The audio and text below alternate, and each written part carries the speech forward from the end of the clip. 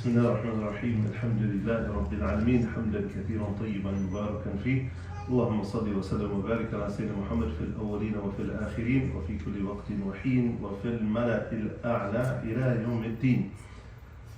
MashaAllah. Welcome everybody. Good to see you all. Been a little while since we were here for one of the Oasis programs. Alhamdulillah. Hope everyone is doing wonderful and nice to see faces that we haven't seen in a long time. Our time is short and we only have till Maghrib and we have a big topic. So Allah help us, we try to make this as beneficial of a discussion as possible. But also, we also do want to have a time for some interaction here. So we'll probably leave about 15-20 minutes for Q&A at the end. So we have a very short, sort of program for this segment. We're going to talk today about preparation for marriage, and I really like the framing that the organizers used, and the titling of the program, "Would You Marry You?" Right? Would you marry you? It tells you everything, right? What do we need to do and work on ourselves to ensure that we are ready for marriage? So first question, how many people here are already married? Okay, mashallah. I have about 3-4 couples. I'm not sure if the complete couples are here, but we have to figure that out. And how many people are publicly engaged? Notice how I asked it. Oh. I don't know, maybe this thing's going on. Okay, mashallah. How many people are secretly engaged? Okay, good. Just wanted to have a sense. And assume the rest of you are not married, right? Yeah, I'm looking into and inshallah looking, or one day soon looking, somewhere in that range, right? So this talk is applicable across the board. Okay? It has a lot of relevancy to people that are not married, probably foremost relevancy, I should say, but it applies to all of us. It applies to me and her, right? That what is it that we need to do, what work do we need to do internally within ourselves to ensure that we're prepared for marriage? Or if we're already married, that we are being our optimal self within marriage, right? I'll be very honest with you, and honest with you as well. When I can tell her this now, 28 years later. I never sat in any gathering like this before I got married. I never read a book. I don't think I asked around, hey man, what should I be doing? I'm about to get married. What do I need to do? What do I need to focus on? I don't think I attended a lecture or did any pre-work. Same. Right? Same for you? Yeah. Okay, good. I'm not the only one. We also, to be honest, we lived in a different day and age. We didn't have resources in the Muslim community the way we do today, but that's not an excuse, right? My point in sharing that with you is that, I don't know what the point of sharing that with you was, but... Avail yourself now. Yes. But go ahead, finish your thought and then I'll... Yeah, my point was that you are in a position where you recognize where you are, where you stand in life, and what you want to do and what you want to achieve, and now you want to do it, and you want to do it consciously, deliberately, right? Intentionally, that you want to be the best person that you can be, the best version that you can be, so that you can be this wonderful person, and so that you can have a beautiful marriage, right? And that comes with doing the work of self. And the work of self is a big thing. The Sayyiduna Ali radiallahu anhu, the great companion of Rasulullah sallallahu alaihi wasallam, and his first cousin said, "Ma'rifatun nafs anfa'ul ma'arif." That knowledge of self is of the most beneficial type of knowledge. Knowledge of self, knowing yourself, understanding yourself, is such an important thing. And he said in another saying, عَجِبْتُ لِمَنْ يَنْشُرُ ضَالَّتَهُ he says, I'm amazed at the person who is calling, looking for things that he has lost in this world, like looking, searching, seeking, finding, trying to fill gaps within themselves, whether through, like material things, whether through, their world being focused in a screen and looking at other people's lives because there's an emptiness inside of themselves. All of these different ways that people try to fill, they're looking out in the world. And then he says, وَقَدْ أَضَلَّ نَفْسَهُ فَلَا يَطْلُبُهَا. But the person themselves have gone astray, but they're not looking for themselves. In other words, they're looking for random things in this world, but they themselves are lost and they're not looking for themselves. Right? What's more important to focus on? Where do you put your attention? Where do you put your energy in terms of trying to focus on being the best person that you can be? There's something going on. Yeah. So, it's just an important sort of starting point. From an Islamic perspective, knowing, understanding, realizing our own self-potential is at the core of who we are as Muslims and should be a fundamental, primary, a first point of start for where we seek to grow in our lives. What should we be doing in our lives to inculcate growth and development? It starts with self, right?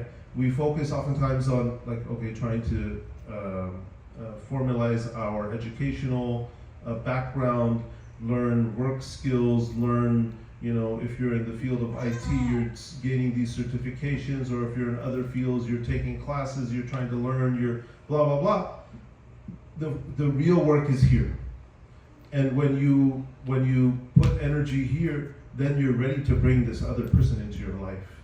And to be able to be, to provide that person what they need to, and so then you become two parts of a whole. But if you're not whole yourself, right? And Islam, we have this concept of, the Prophet ﷺ says, the one that gets married, they've completed half of their deen, right? But if there's big gaps in who you are yourself, maybe you're getting the other half, but are you whole, right? Are you that full half piece, right? To even be able to add to that equation when there's big question marks in terms of your own development. So that's what we're addressing today. Yeah. Bismillah. To kind of continue on that vein of thinking, subhanAllah, what we're, as Suhail mentioned, we're talking about self-development. And as Suhail said, we're really talking about those that are seeking marriage, but it's absolutely applicable to those who are married, because self-development doesn't stop, right? And introspection, and how can I improve? Okay, I'm reacting in certain ways. Why am I reacting that way? How can I better that within myself? So I think that's an important kind of perspective to think about before getting married, that marriage is not a set and forget. Like, okay, alhamdulillah, I reached the status now, I'm good. No. As Suhail mentioned, by the way, absolutely it's important to develop yourselves career-wise and educationally. Those are all parts of your personal development. But as you would do in your career, and as you would do in the gym, and as you would do in other areas, you want to continue, you need to continue that growth and that development after you get married, right? So this is like a during, inshallah, that you're always, having that introspection. And Allah subhanahu wa ta'ala tells us in the Quran, subhanallah, Ya ayyuha alladhina amanu taqullaha wal tanzur nafsum ma qaddamat lighad. That Allah subhanahu wa ta'ala says, oh, you believers, have taqwa of Allah, be God consciousness, and look to what you are sending forth for tomorrow. And again, Allah subhanahu wa ta'ala reminds us to have God consciousness. What does that mean? Be mindful of your deeds. Be mindful of what you're doing, of what you're saying, of how you're interacting, of how you're thinking. All of that, your relationship with other people, your relationship with Allah. You are going to be held accountable. right, for your actions. And it's not just, okay, within my salah, within my fasting, within my zakat, what about in your muamalat and your dealings with others? So this is kind of the mindset that we want to have for those that are single and those that are married, that this is really about self-development, and this is a lifelong journey, inshallah. You know, we have, some people think that after I get married, okay, you know, then I'm gonna make the changes. I'm gonna stop. I'm gonna work on my temper. I'm not gonna be so upset anymore because, well, part of the reason why I have a temper is because I'm not married and I'm not regulated because I don't have that special person in my life. You see the huge fault in that line of thinking, right? We have parents that know there are blaring sort of faults in their children, adult children, but yeah, they'll get married and they'll fix themselves. Marriage will fix them. But marriage is going in and of itself will help them in this situation. How problematic is that? And how nonsensical is that? Right? I see a lot of people like smiling and smirking and thinking like, how does that make any sense? How will someone else change what is fundamentally wrong in you? By the way, this session is not to make you feel bad about yourself. Yeah. You went a little uncle on us right now. You're like, you're bad. No. But the point is, exactly, marriage in and of itself is not going to correct things that you know that we all need to work on, right? Everybody knows themselves the best. So the idea here is what? The idea is that we are going to change ourselves so that we can be the best version of ourselves in marriage, rather than when I get married, then my wife, she's going to help me fix things that are broken within me, right? Those things are my responsibility, not her responsibility, and they're especially not her responsibility if we're not even together yet. And now I'm looking to the future to help her, that she will help me work on these, problematic functions of within myself. The fact that I have an anger issue, the fact that I have a screen addiction, the fact that I have, I have a dysregulated sleep schedule, the fact, et cetera, right? If I'm thinking that change is going to come just because I stand in front of the imam and the imam says, do you take this wife? And I say yes, and she says yes, and then magically somehow now the work needs to be done from myself. I need to be serious about that work right before I get to that stage. And we can't, how many times, you all probably know someone, whether that be yourself or someone else, right, who were in a relationship of some sort that was inappropriate pre-marriage, and then, I need to get married, or my parents are trying to get me married so I can get over that phase and that stage of my life, right? And then they're somehow going to help me overcome some of the heartache and headache and heartbreak that I've went through because I was in this relationship. Well, now we get into marriage at a halal situation, and somehow that's magically very problematic. Rather than working on and improving ourselves, we're now taking that broken piece of ourselves into the marriage and burdening the marriage with that, right? The marriage in itself is not going to fix it. So changing our mindset in terms of, so what does it mean? What do we mean when we say that we need to work on ourselves? A primary component of that starts with this whole discussion today is essentially about emotional intelligence. We're not going to talk about emotional intelligence sort of from how it's talked about in the books now, but essentially, what is it that you need to do within yourself, that work that makes you ready to uphold this important responsibility in life? And so that it starts with understanding yourself. It starts with self-awareness.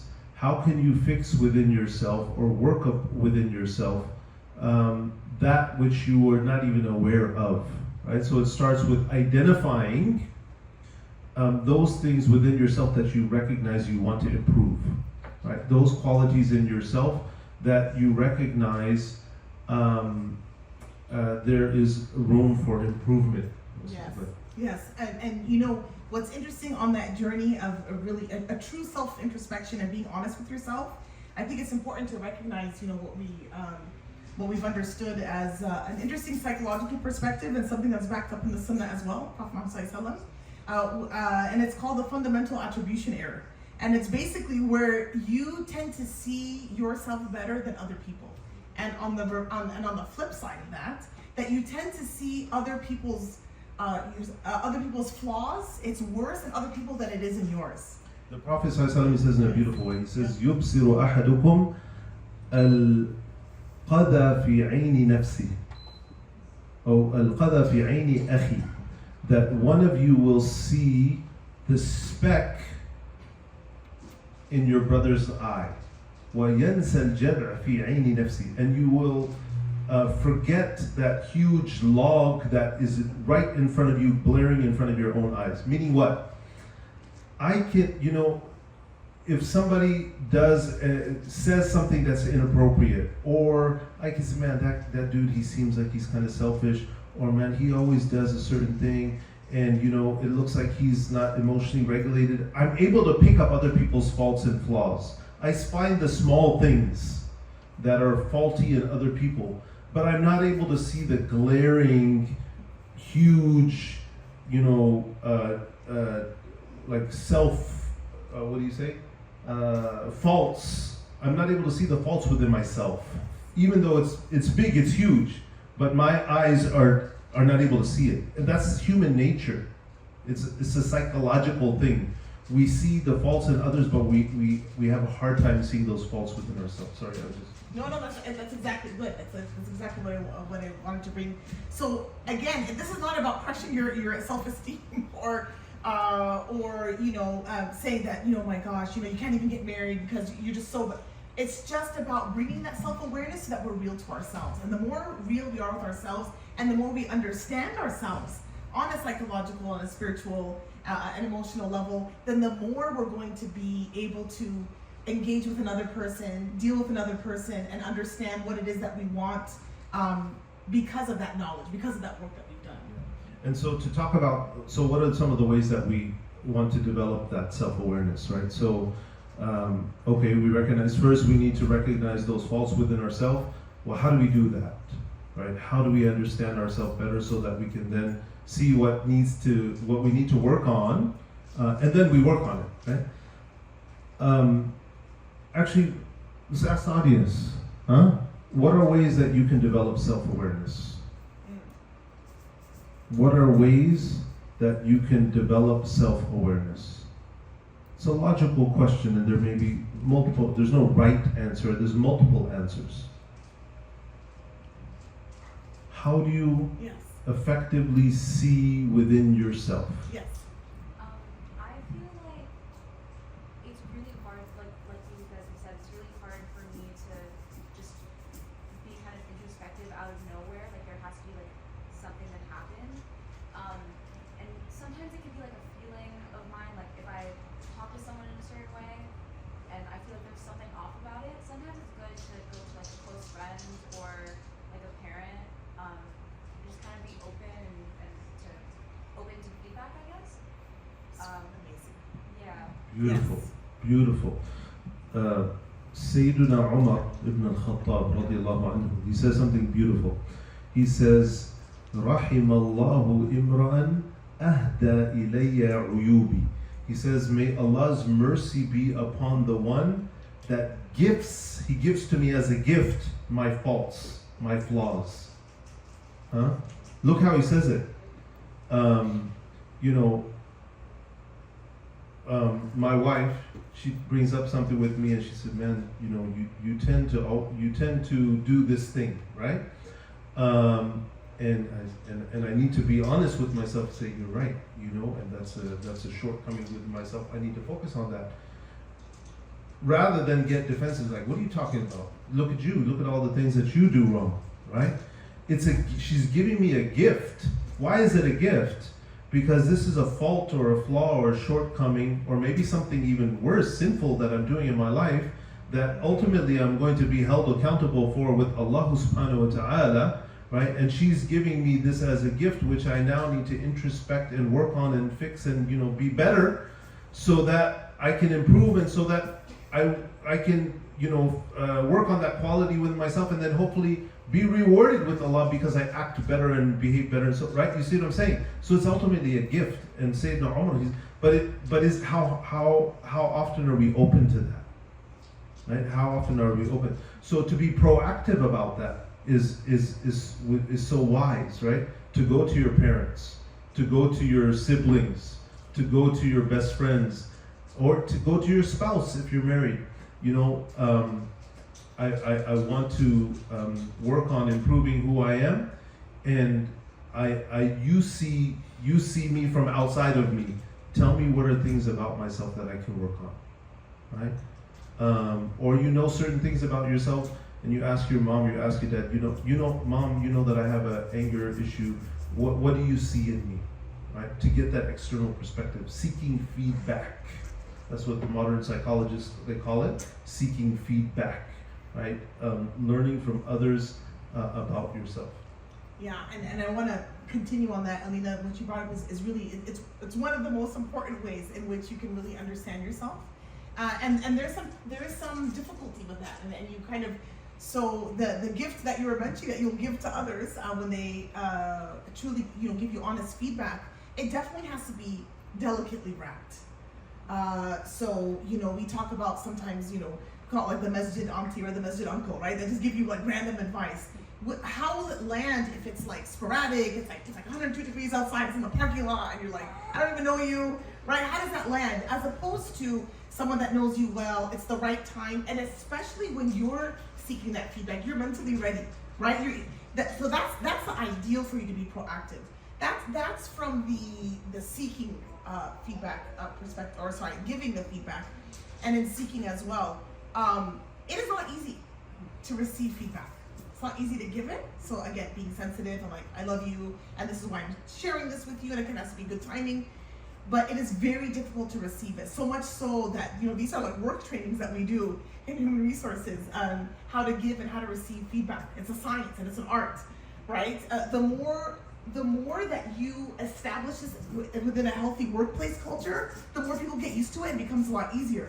Same thing amongst your friend group, amongst the masjid, if we keep talking about it, within a family. If this becomes common practice, it doesn't sting so badly, because as Sohail mentioned, the pitfall of instantly when you receive feedback is to get defensive. Again, it's human nature. Well, it hurts, it stings. Sometimes what happens, it brings up shame, right? And maybe there's a culture within family or within, growing up, or within culture of, criticizing as a way of showing love to you, or so that you can be better, or so that you can learn. And sometimes feedback triggers that shame, right? So these are just things to be aware of, because we're saying something that sounds so logical and easy, but there is a lot of sensitivity around it. So the more open we can be, the better it really, truly is for our growth. Good. What else? How do you grow in self-awareness? Yes. I was gonna say I don't know if this is already an aspect of self-awareness, but outcome and pattern recognition.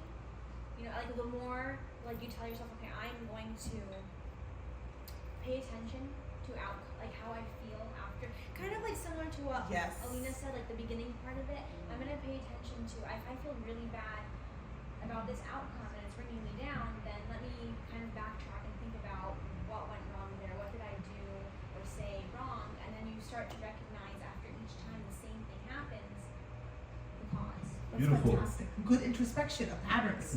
Patterns and outcomes. We have a term for that too. In Islamic terms called al-muhasaba. You take an account of yourself, right? I do this thing and then this thing happens, and then you're trying. Some people like to journal, right? Journaling can be incredible. I personally, it's not something that I've done, but I've worked with people who have done that, and it's so logical, right? At the end of every day, you sit down, you do some introspection. Let me take account of what happened in my day, and you write it down. and you do that on a constant, you recognize patterns, Yeah. right? And Sayyidina Umar, he used to say, حاسبوا أنفسكم قبل أن تحاسبوا. Take account of yourself before, and the account will be taken for you, right? وَوَزِنُوا أَعْمَالَكُمْ قَبْلَ أَن تُوزَنُوا. And weigh your deeds before your deeds will be weighed against you. So we're supposed to be doing that, right? Actively and consistently, the end of your day, the end of your week, sitting down, reflecting, thinking a little bit about my interactions with people and what happened and what went good, what went wrong, and so on and so forth, right? So taking that account is very, very important. I wanted to comment on the journaling because I from personal experience, some brothers, it sounds like, you have like a flowered covered journal and there's like a really fancy pen and you're like, no, I don't do this. And maybe even some sisters, right? Like this could be something literally you make a mental note of. You make a note, just put some notes every day on your phone. It does not have to be something complicated.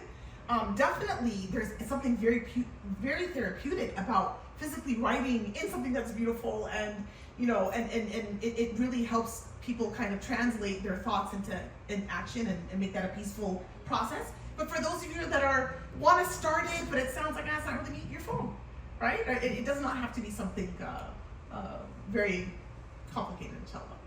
Good. What else? What else can we do? Usman.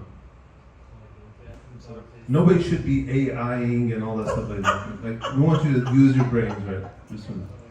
Self-reflection and a need of accountability, and that can be the goal setting as well. Like if you are in SMART goals, which most people might have heard of over here, and then also OM in the beginning I learned is outcome oriented and meaningful. So something that's meaningful for you, outcome oriented, and SMART is specific, measurable, achievable, realistic, and time bound, and then also ER, which is evaluate and reassess.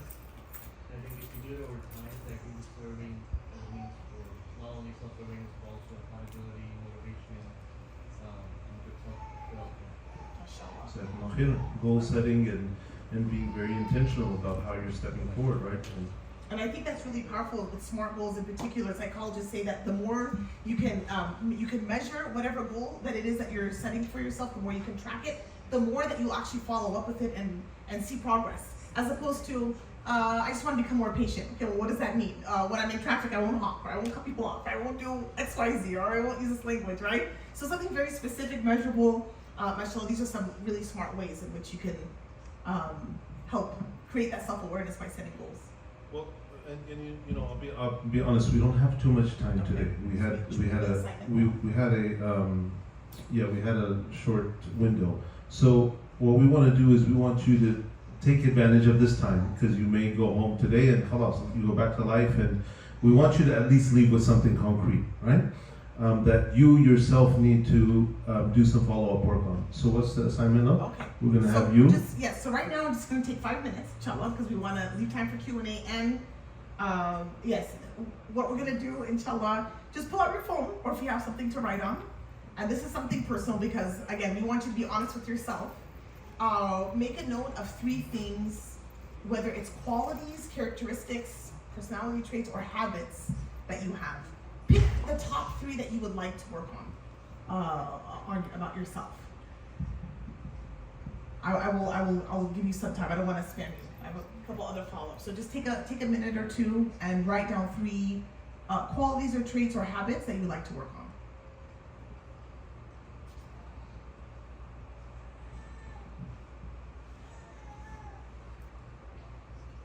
And when we say here, it could be anything. I want to work on my emotional regulation, right? I tend to get upset. I want to work on, help us out. Taking feedback. Taking feedback. I want to work on not getting defensive. I want to work on, like healthy conflict resolution. Maybe right now it's slamming the door and not speaking for 3 days. Some examples.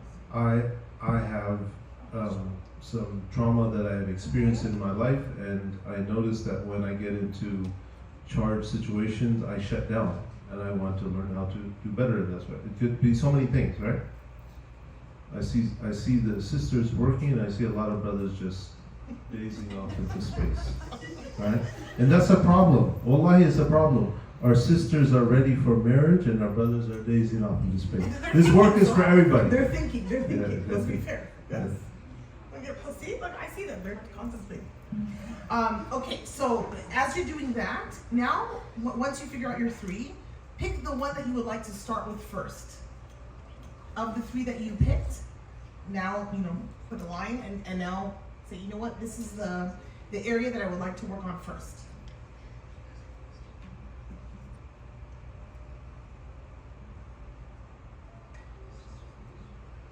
Yeah, that fell off. And then lastly, this needs a few minutes, inshallah. For that most important area that you've chosen for yourself, what are some things that you could do? Create a mini plan of how you can start to address this area that you want to improve upon. And we'll give some tips, inshallah, afterwards, right? Or should we give them now?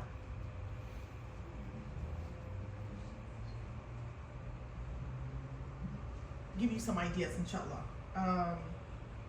Good, and we have some ideas, reading up on whatever area it is, whether it's time management or anger, so reading about it, that's extremely helpful. Sohail mentioned trauma. Absolutely, traumatic experiences, can shape how we react to difficult situations, can shape how we engage in a relationship. Maybe, maybe it's starting to acknowledge, I want to get some therapy. Start looking into counseling, whether it's through school or whether it's through your insurance or what have you. Setting SMART goals, as Sven mentioned. SMART goals, so something that's very specific, measurable, so on and so forth. So these are some of the ways in which you can create a mini plan for yourself. Again, that will take a lot of time to get more detailed, but just so you go home and you're like, this is something I need to start thinking about. Inshallah.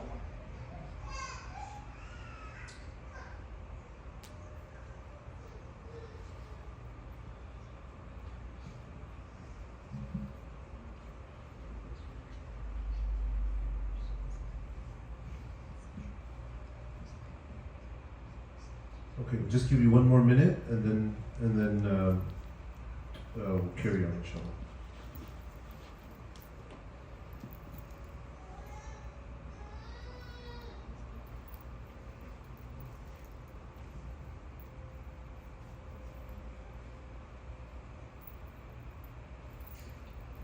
All right, good. Hopefully, most of you started, some sort of note in your phone. Probably wasn't enough time to really, take on this endeavor, but an important starting point.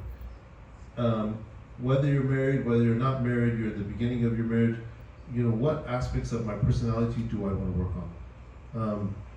And don't make them purely, they can be, but don't make them purely this sort of Islamically task-oriented thing. I want to improve my salah, I want to improve my, it's good. But important. We want you to do a little bit more digging in deeper to your personality traits, right? Not your character traits is probably a better way to say it. Those things within your character that you want to improve, because that's what plays out in marriage in a negative fashion. If it's negative here, it's going to play out here. So that's what we're talking about primarily, right? So we do want you to follow up with this, and inshallah, and take this seriously. Yeah. So you mentioned something really important. I think it's also important, subhanAllah, part of getting yourself ready for marriage, again, is looking at your, is that emotional preparation, but then there's also spiritual. How can I get closer to Allah subhanahu wa ta'ala? I do think it's really important that we don't conflate our progress spiritually, that I am ready necessarily emotionally. Maybe I've been working on Fajr, I'm working on my Sunan, I'm doing much better in my Qira'ah, my Tajweed for Quran, so on and so forth. And sometimes we conflate that because I've grown spiritually, I'm more patient and I'm respectful and I can handle conflict really well. Those can help. There are different realms within the human being, right? And you can have some improvement in the level of your patience because you're now more connected to your brain. So but it doesn't necessarily play into that space, right? So that's a very good point. Okay, so we're just going to share a couple of other things, simple tips, right, for how do you ensure that I'm going to give you a shortcut to getting yourself ready for marriage. You see your friends get married, make dua for them, ask Allah subhanahu wa ta'ala to bless them, ask Allah to give good to them in their marriage. Why is that good for you? When you make dua, the angels say dua. They say Ameen to your dua, and they say Walaka mithlu, and to you be the same. You want to have goodness in your marriage? Make dua for the people around you, your friends that they're now going into, rather than looking at them like, oh man, they got married and I'm not still married. Right? Look at them and with a big smile on your face and Ya Allah bless them, Ya Allah give them good. The angels make dua for you, and they are saying to you when you're making dua for them that, oh Allah, give this person give them the same, right? There's so many things that we want you to, I mentioned in the beginning, what I didn't do to get ready to get married. Read about what marriage is. And then you're going to see what marriage entails. And then it's going to help you to do some more self-introspection. Yeah, I need to be ready to do this, this, and this. There's two books that I recommend. One is called Before You Tie the Knot. The author's name is, there's two authors. One of them, her name is Salma Abu Ghudairi. Ghudeiri.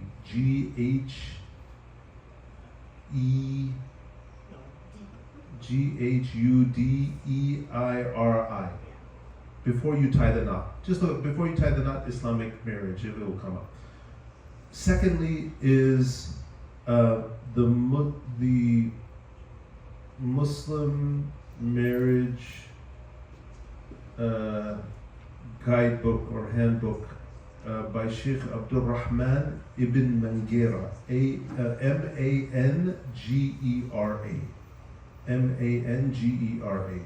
The Sheikh based out of England is a very good book. If you are already married, the book that we recommend is called The 7 Principles for Making Marriage Work. Dr. John Gottman, a very good work. So read up on the subject, right? Anything that you want to learn about, you read. And so that's an important thing for you. And that helps you to reflect then back upon yourself. And so, again, we don't have too much time. We want to be sure we have time for these questions, so we'll just jump into it, inshallah. All right. Okay, I see there's a lot of votes for the first two. Maybe we can start with the first one. Do you recommend everyone to get premarital counseling, sorry? Or only if there are certain issues that come up? It is absolutely recommended for everyone to do this. Marriage is a big thing.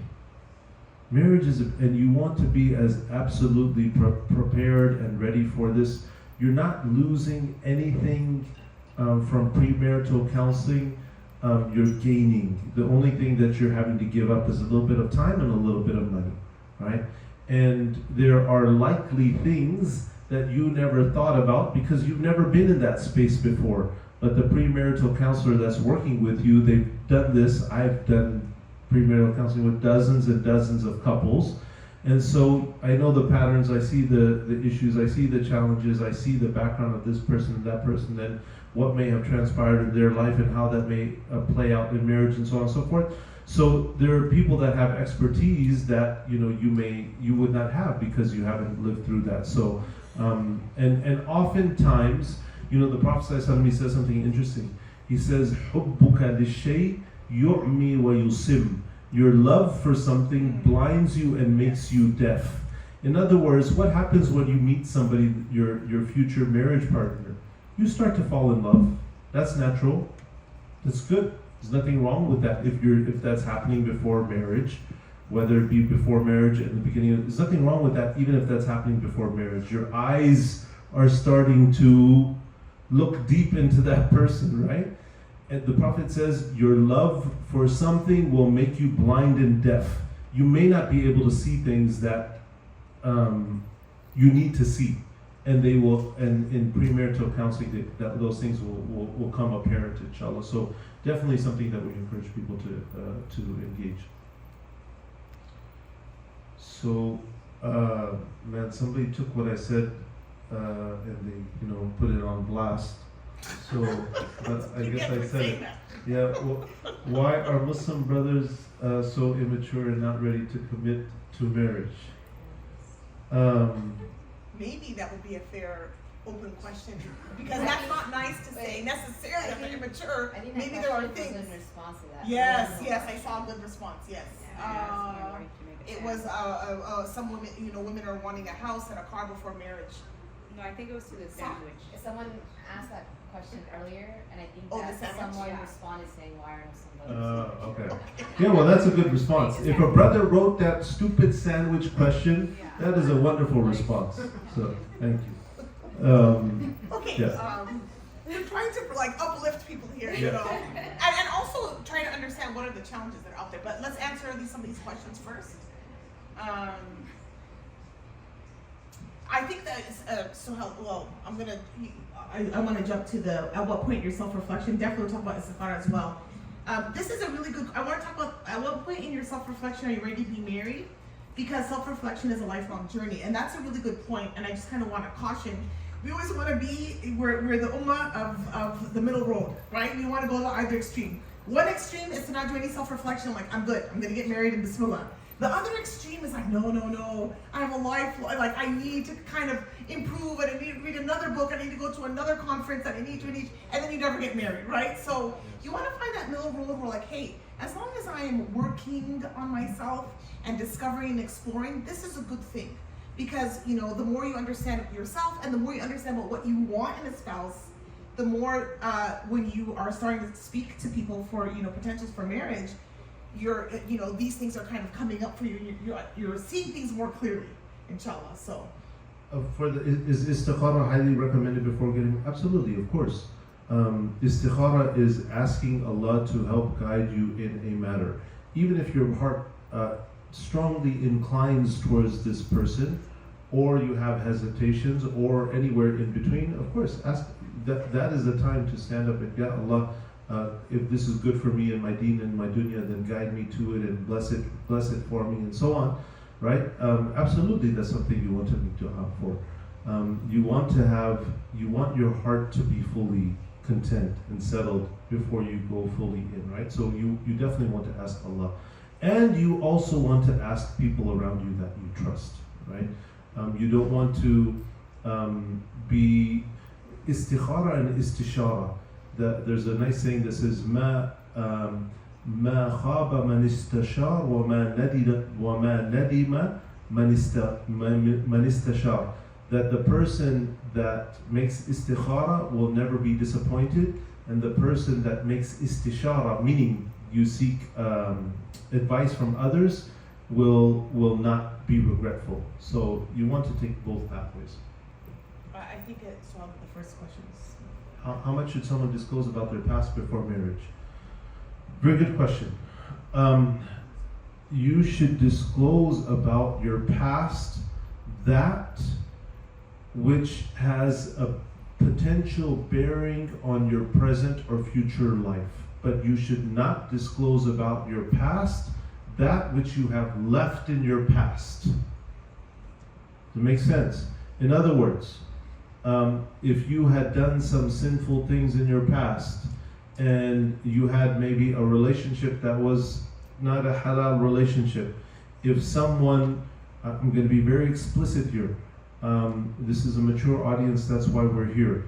If someone lost their virginity outside of marriage or something to that effect, or someone did things that were, absolutely unbecoming of what a Muslim, but you left that, it's gone, it's part of your past, don't share it. Allah subhanahu wa ta'ala will cover for you. Don't expose yourself. You have no responsibility or obligation. And you don't know how many couples that I have spoken to when they have shared with each other about their past. Now when they get into problems in their present, there is a distrust factor because, well, wait a second, they did this, then that before, and now, oh my God, is that going to happen again? You Which in and of itself unnecessarily, is not healthy. Too. you unnecessarily introduce all of these points of distrust and challenges into your marriage, which you don't, and you should not do that. However, if there are certain things that it happened in your past that have a bearing on your present or your future, then it's important you disclose. So for somebody, for example, who has a pornography addiction, and they've struggled with it for a long time. They've been maybe, let's say, 3 months clean, and now they met somebody. Man, should I share this with her or not? After you talk, you get to know each other, you feel comfortable, you've worked hard, and you're still working hard to address what's happened. At some point, you share, because an addiction is an addiction that can resurface. You don't know how many couples that I've dealt with where the young lady, she says 3 months into marriage, her heart is absolutely broken and smashed because the guy started doing things and she had no idea. She thought he was an angel and she had no idea that he was challenged with certain things, and now they creeped up in his marriage. At least if she had known, he would have been open with her during the I'm struggling with this and this, and she's going to help support him to be in a better place. You follow what I'm saying? So something. Or make that choice for herself. That's Or something make that you that know absolutely. Or going make into. absolutely Yeah. 100% make that choice for herself. So things that have a bearing on your present or your future, those should be disclosed. If you have a mental health condition, you struggle from anxiety, you struggle with depression or OCD or whatever, that's something that should be disclosed. Why? Because it has a bearing on how you carry your life and so on and so forth, and that person can make that decision. Yeah, I'm fine with that, that's no problem. I'm going to support you with your mental health struggles, but that's not something that you should hide. And you don't know how many marriages I've seen where people don't disclose these things. The parents tell the young lady or the young, don't tell them about this. But then it comes up because it's part of them. And then it has a devastating effect on the marriage. So how can you maybe prep? Because I know this. What about when somebody asks you point blank certain questions? I've heard and seen that very early on people are doing these questionnaires like, do you have a past? Have you done this? Have you done that? And it's like, do you lie? Do you say something? Like, how are you supposed to answer that? Yeah, that's a great question.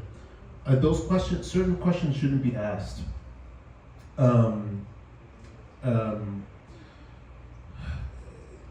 So, Go ahead. So,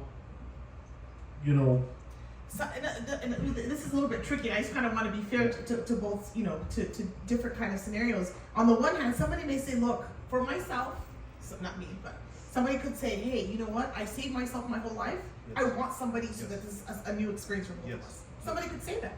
Yes. And so, what a kind of a nice way to do this is like, hey, these are my 3 or 4, what do they call? Deal breakers. Any one of these apply, someone can say, yeah, peace out, my whole, like, this applies, I don't have to say which one of the 5, that's fair. On the other hand, what you're saying, I can't say point blank, are you a virgin, or have you ever drank, right? I mean, inshallah, and again, people are on their different journeys, and people have different pasts, but then you corner somebody to expose something, like you said, maybe they left that a long time ago. Yeah. So. Yeah. And so you want to have real, honest conversations, but as you said, if I was about to get married, or I met someone for marriage, and I told them, well, these are things that are an absolute must for me, or an absolute must not. Yeah. And I have no room or no flex for anything on those. We don't encourage you to have those hard lines. Or at least not have so many. Right. Right. But you do have the right to have some, and as it relates to things that are very important to you. But once you have those, and then you're going to ask the other person, and the other person may say, well, yeah, I'm sorry, I can't tell you that I do, but that doesn't mean the conversation is over. But how I don't know. That's a Those are tricky, and I just kind of wanted to throw that out there. yeah. I've seen a pattern of people saying they can't get married. Actually, look one about how can I gauge it emotional? How come the more ones are I'm not sure. spamming You can down? look at them. Yeah.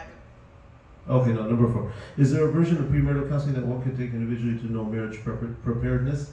I mean, nothing that I specifically know of, but definitely, one can sit with a therapist, with a counselor, prior to marriage. Since I'm going to get married soon, and these are some things that I want to just kind of review through with myself, and an experienced therapist will be able to kind of take you through that process. There's also some programs, I've heard a couple of people mention good things, FYI, Family Youth Institute, that they do kind of like marriage preparedness type of courses, so that you can that are self-paced and you can do on your own as well. How can I gauge emotional intelligence, maturity in myself and my future spouse as a means to assess preparedness for marriage? Are there specific indicators and signs? Good question. When we're done with this, I asked Shabir to put up on the screen 3 different surveys that you can take. One is done by Yaqeen Institute on your spiritual personality. One is done by Khalil Center, whom I work for, which is done on your Islamic character sort of index.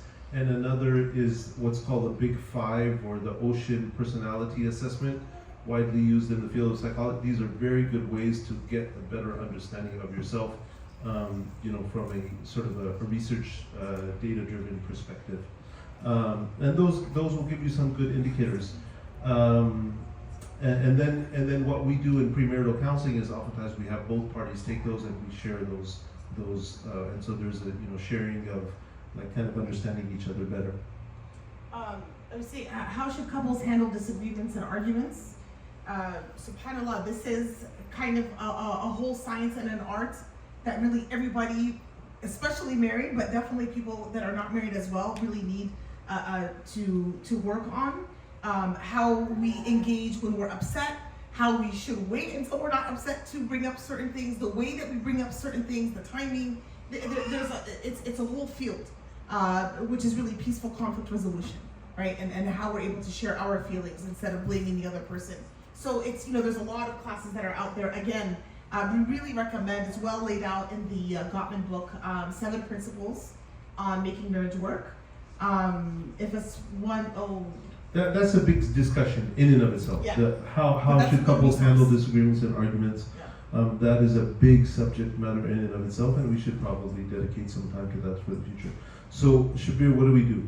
Where do you go? You run off. We have a couple more questions. Are we So able we to have. answer? It's time for Maghrib, and we want to respect that. I know there's a lot in these questions, and they're very important questions. I'm not sure if we take them after Maghrib or what do we do. That's why. Who's here from the? What do you suggest? We can take some more questions if you're available after Maghrib, inshallah. Okay. If people want to come up, if you guys are comfortable to come up, Probably. just Maybe. have time. Yeah, But- as you like. So But we do want to start wrapping up for Maghrib. Yeah. So there's a lot of questions. That was my. So we should end now, and then what? And then we have dinner. Okay. And I guess we'll be here individually if people have questions and stuff like that. Because I don't know if anybody else would. Yeah. You want to talk about? The last. What if? By the way, it's a. I'm just gonna say, if after marriage you discover one person's a virgin, one is not, is that immediate divorce? It's not immediate grounds for divorce. Is that something to work through? Potentially, getting some counseling on that. What are some of the issues surrounding that? It's not a deal breaker after marriage. Obviously, there would be some trust issues, so I would recommend counseling on that. There's some other questions that are there, inshallah, you can address it to us personally. So I recommend that you QR code these things real quickly before we break for Maghrib. These are very nice sort of different the things that I just talked about, right? So check them out, and good self sort of assessments. Allah bless you all. The time was tight on us today. We apologize for not being able to sort of unravel this much more, which it does absolutely need. But we're here after Maghrib and we're happy to talk through this with people, inshallah. Barakallahu feekum. Allah bless you. Wa sallallahu ala Sayyidina Muhammad wa ala alihi wa sahbihi ajma'in. May Allah subhanahu wa ta'ala help us to prepare ourselves for marriage, whether we are married or whether we are working towards getting married. May Allah make us always active in terms of seeking growth and improvement in our character and in our deen in every aspect. Barakallahu feekum.